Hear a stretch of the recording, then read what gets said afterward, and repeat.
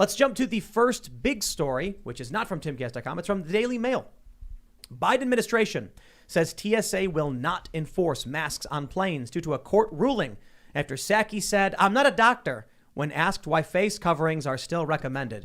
You know, so this is it right now. We have a quote here, I suppose. Today's court decision means CDC public transportation masking order is not in effect at this time, an admin official said.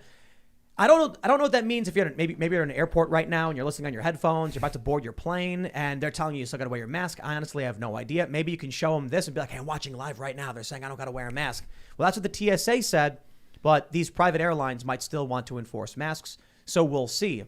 But I just think it's absolutely hilarious that we're at this point now where during the White House press briefing, Jen Psaki is like, regardless of the federal court ruling, we're still recommending masks. And then when Peter Doocy says, why are you recommending masks if we don't have to wear masks here in the White House? And her answer was, "I'm not a doctor. Are you a doctor?" And it's like, that's the go-to response from now on, right? For anything. You can also read it like, "Why are you saying I still need to wear masks?" And she's like, "Because I'm not a doctor and I can." So like, yeah, right. Yeah. Oh, that's gross. Because I have no idea what I'm talking about. That's why. Yeah.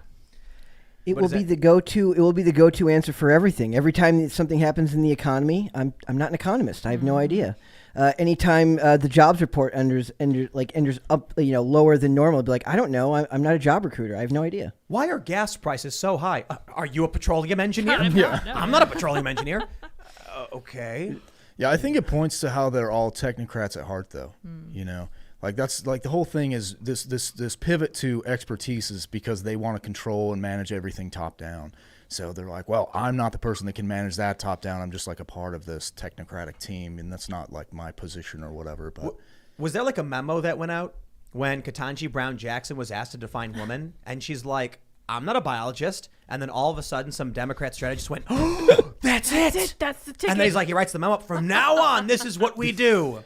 I am not insert specialty." But how do you guys feel about the masks? I mean, what is this? What does this mean? Is this the end of tyranny, or is this like it's a a fleeting step in thing? the right direction? The United States isn't. It's not here because of a fake trash constitution or country or people. We did this for real to get to this place, and this is an example of the American law working.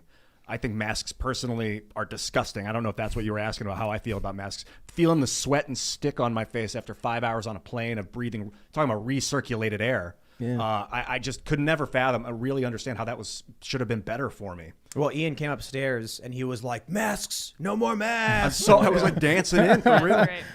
Like teachers letting you go home with no homework or something. Yeah, that's what it felt like.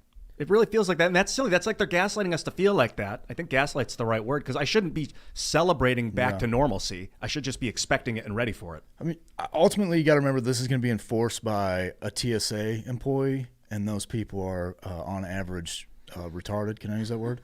I don't know. I think they consider it a slur now. Okay, my bad. It means they're slow in general. R slurs. Like one time mentally deficient. There you go. Okay, there you go. I like that. It's more. It sounds smarter. It's a scientific term for behavior, though. Like retard.